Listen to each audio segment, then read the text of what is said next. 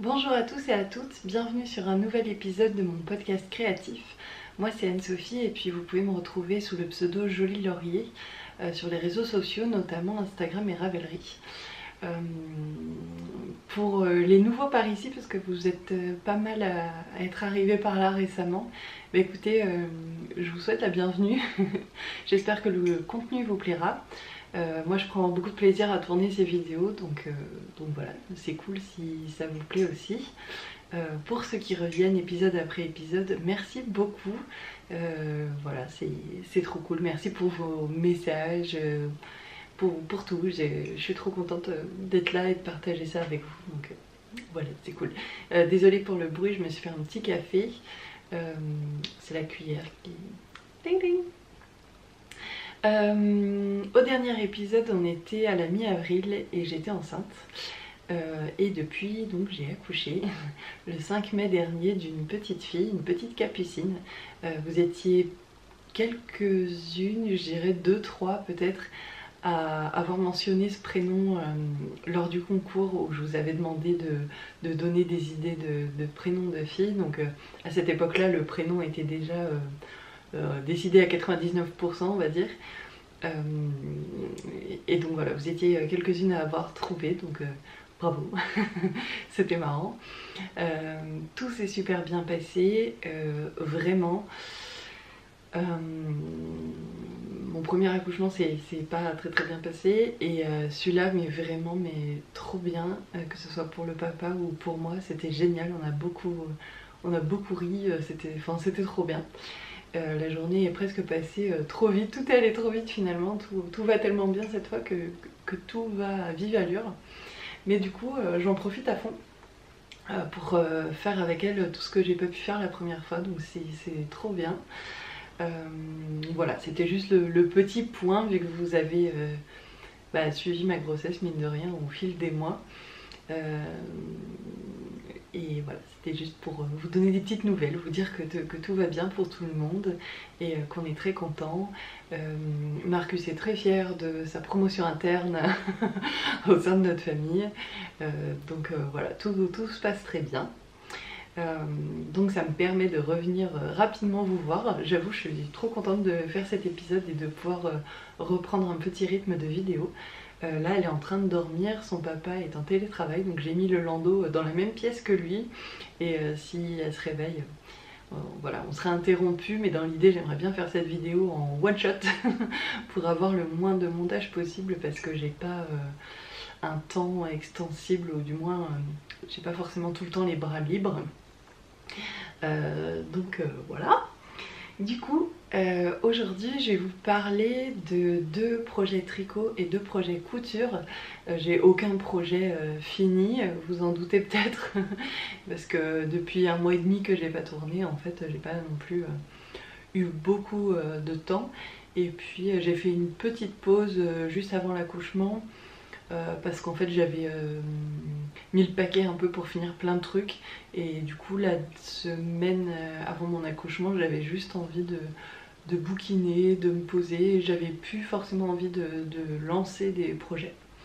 Donc je vous dis ça, puis le premier projet je l'ai commencé le 29 avril. En fait je voulais juste le monter parce que c'est que du jersey, et du coup je m'étais dit comme ça va être facile pour quand je rentrerai de la mater. Ah, j'entends l'enfant qui pleure. Bon, je sais pas si elle a besoin de manger ou de sommeil. On va voir si on est interrompu. Donc le premier projet dont je vais vous parler, c'est ce gilet. Je vous le monte un peu en boule parce que il sera fini au prochain épisode, et du coup j'ai pas trop envie de trop en montrer. Là vous voyez pas très bien la couleur. Mais en même temps c'est une couleur qui est très difficile à rendre, que ce soit en photo ou quoi. Mais vous le connaissez sûrement, ce coloris, c'est le coloris Frida de Yarn by Simone. J'ai flashé sur ce coloris, et là en double mohair je trouve qu'il est juste trop beau. Pour le modèle que je tricote, c'est le gilet loose de Atelier Emily. J'aime beaucoup ce qu'elle fait, je vous en ai déjà parlé. Je tricote pas ces modèles parce que je les vois toujours dans la même couleur exacte que ce qu'elle a choisi. Du coup je tricote pas forcément ces modèles et cette année là tous les projets qui viennent quasiment, enfin en tout cas il y en a beaucoup où ce sont ces modèles qui sont prévus. Donc je vais rattraper mon retard pour ça. Donc c'est un gilet raglan avec des manches bouffantes. Moi je les ai faites un peu plus courtes volontairement pour avoir un effet un peu moins bouffant que sur le modèle original, parce que c'est plus à mon goût tout simplement, et parce que je prévois aussi au cas où le mohair se détende un tout petit peu. Voilà, comme ça fera pas bouffant en plus. Donc là j'ai tricoté les 2 manches, je dois être ici à peu près pour le corps à mon avis, quelque chose comme ça, parce que je suis allée quasiment au bout d'une pelote et puis ensuite j'ai fait les manches et puis comme ça après j'ai plus qu'à dérouler le corps. En fait c'est un gilet qui se tricote en double mohair et je voulais utiliser les 2 mêmes écheveaux pour les 2 manches. Je sais pas si c'est clair, donc c'est pour ça que j'ai commencé les écheveaux pour les manches et puis ensuite je continue le corps. Je crois que c'est de la bouillie que je viens de vous raconter, mais peut-être que certains d'entre vous auront compris. Donc voilà, c'est un projet qui avance super bien malgré tout, puisque je l'ai commencé il y a un peu plus d'1 mois, mais bon voilà, j'ai pas tout à fait le même temps disponible que d'habitude. Donc le mohair est hyper doux, mais vraiment trop doux, c'est hyper agréable à tricoter. La couleur elle est juste canon. Le modèle j'adore, les explications d'Emilie sont fluides comme d'habitude, franchement c'est... Enfin voilà, j'aime tout, la police qu'elle choisit, mine de rien, ça rend plus ou moins agréable la lecture d'un patron. Ses explications, enfin tout est nickel.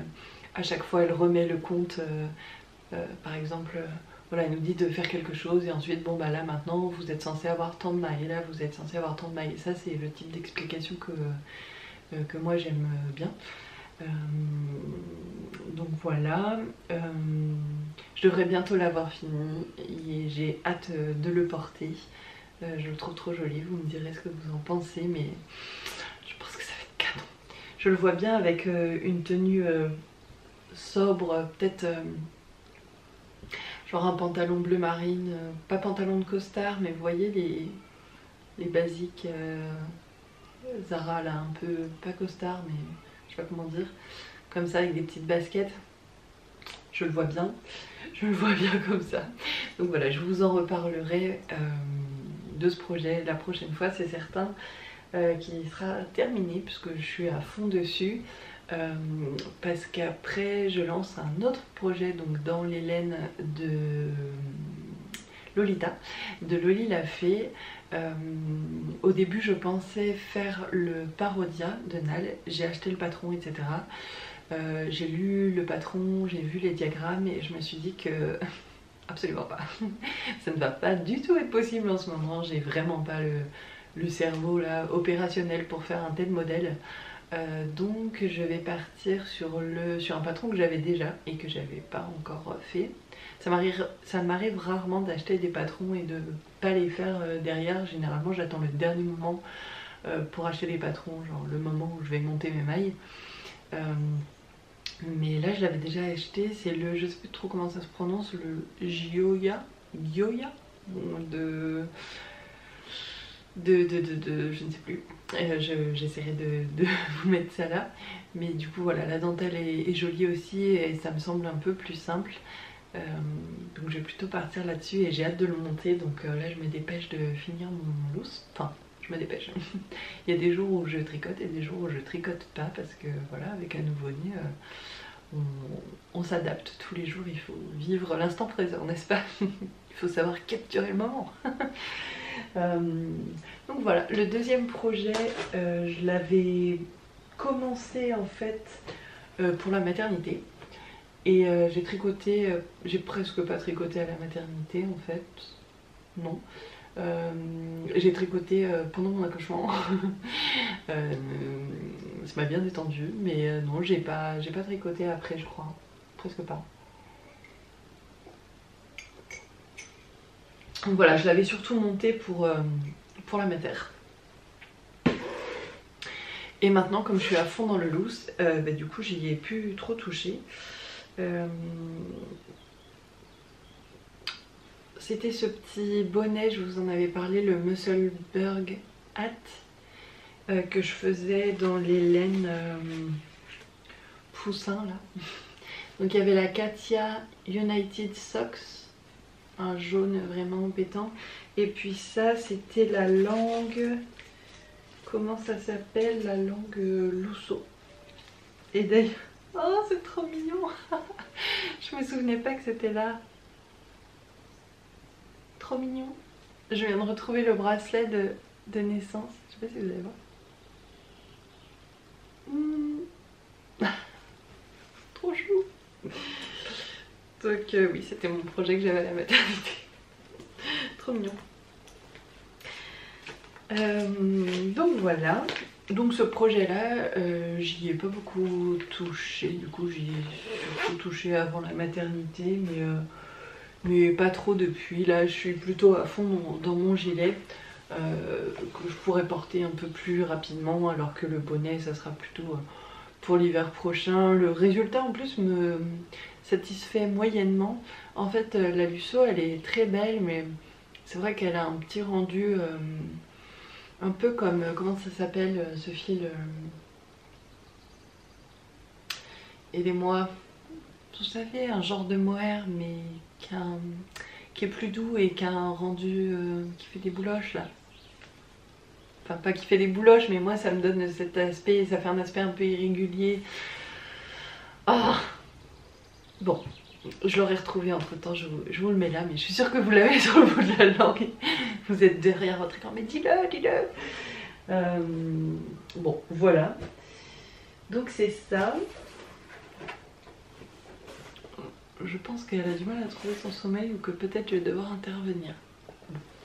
Je continue, tant qu'on ne me sollicite pas, c'est que ça doit aller. Il gère. Pour les projets couture, j'ai deux projets, ces deux projets en cours aussi. Le premier c'est une barboteuse Sydney.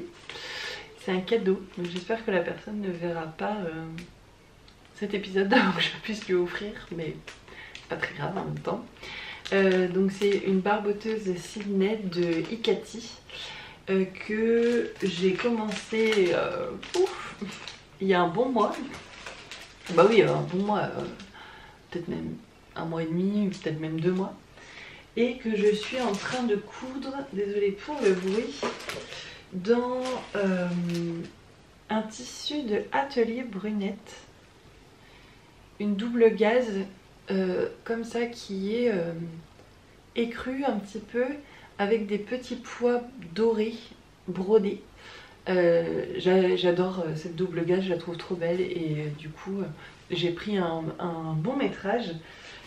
En fait c'était chez Mercerine, ils ont un coin coupon, et là il y avait un gros coupon et je me suis dit oh allez je le prends, j'aime trop. Et du coup l'idée c'est de faire une barboteuse pour cette petite fille, pour un cadeau de naissance, dans ce tissu, et je pense qu'il en restera assez pour faire je pense une petite tunique ou quelque chose pour Capucine pour en du 6 mois, quelque chose comme ça. Donc voilà, là tout où j'en suis c'est que toutes les pièces sont découpées. Les pattes de boutonnage, enfin parce que là il y a une petite patte de boutonnage, elle est thermocollée, et du coup là il faut que je m'occupe de cette fente, etc. Et puis après j'aurai plus qu'à coudre, voilà, ça va rouler tout seul. Donc ça c'est un petit projet qu'il faut absolument que je fasse la semaine prochaine. Voilà. Donc je vais y aller petit bout par petit bout, mais il faut que ce soit fait la semaine prochaine. Voilà.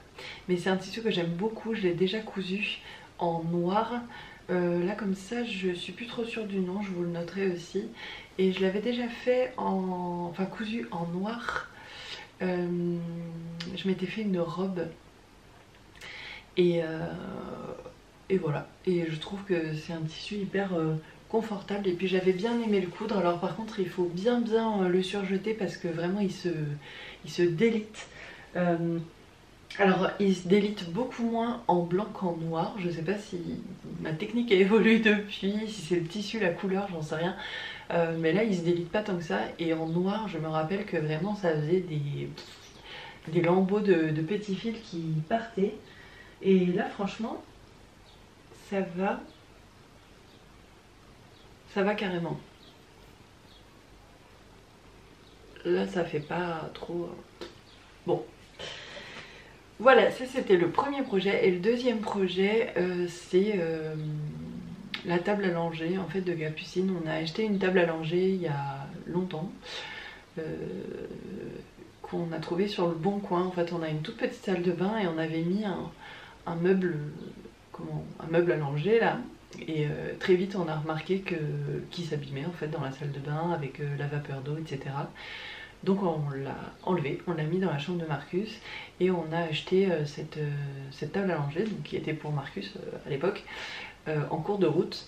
C'est une table à langer Ikea, c'est un modèle qui se fait plus mais qu'on peut facilement trouver sur le Bon Coin. Et c'est une table à langer murale en fait qui se replie. Je vous mettrai des vidéos, photos ici. Et à l'époque je cousais pas vraiment, j'avais pas trop le temps non plus. Et elle était un peu cracra, enfin je l'ai nettoyée etc. Mais les anciens propriétaires avaient beaucoup utilisé de liniment. Et du coup tout le tissu était pas mal jauni, enfin voilà, ça faisait pas très net, c'était propre mais visuellement ça faisait pas... Ouais, c'est pas très joli quoi.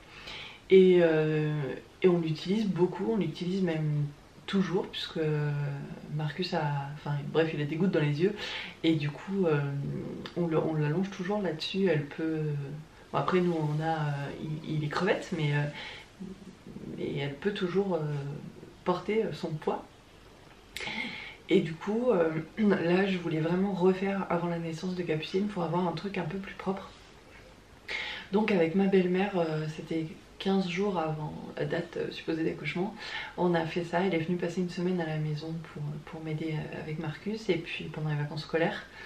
Et donc voilà, on a retapé le patron, donc je vous montrerai le résultat et tout. Donc je suis super contente. Le tissu, je me suis fournie exclusivement chez Mercerine, Paris 10. Ils ont été de super conseils, la qualité du tissu est top je trouve.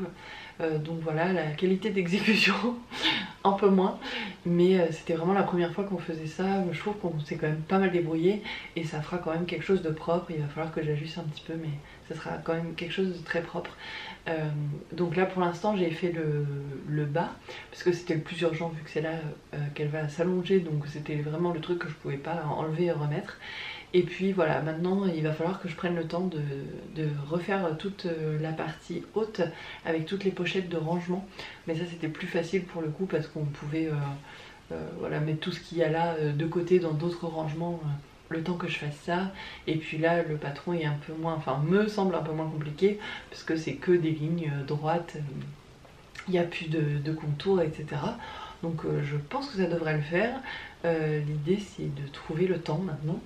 Donc j'ai pris, ça va être le même tissu que pour le bas, donc c'est une batiste de coton je crois, beige. Je suis restée sur des couleurs très classiques pour que ça se voit le moins possible dans notre future salle de bain parce que un jour peut-être les travaux seront terminés, on aura une salle de bain qui sera neuve, donc qui sera propre.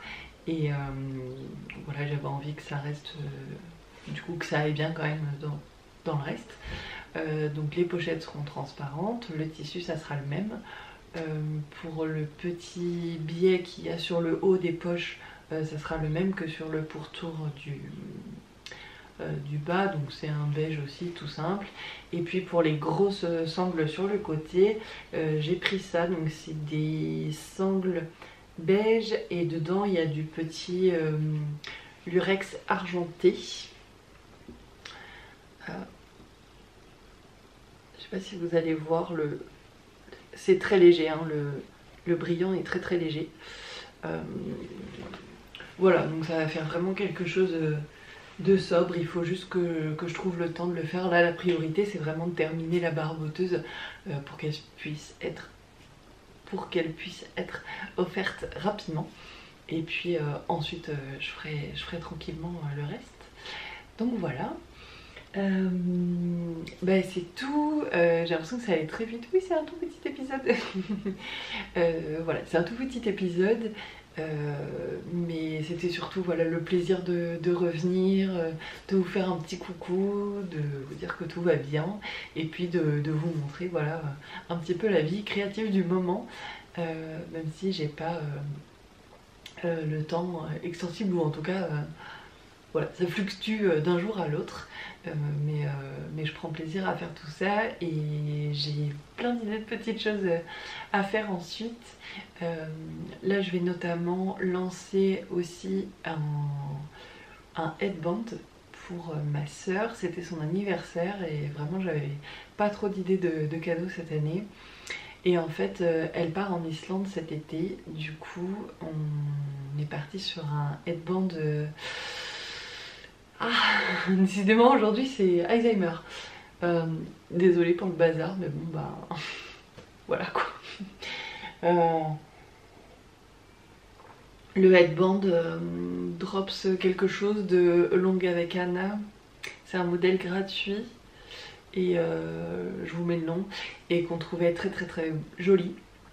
Et donc je vais le faire dans les laines que j'avais utilisées pour mon Copenhagen cardigan de petite knit. C'était des laines jaune moutarde un petit peu, et je pense que je vais rajouter un petit fil doré dedans, celui que j'avais utilisé pour faire les petits nœuds du pull dragé de Loli Lafay. Voilà, donc je pense que ça va être ça le prochain truc.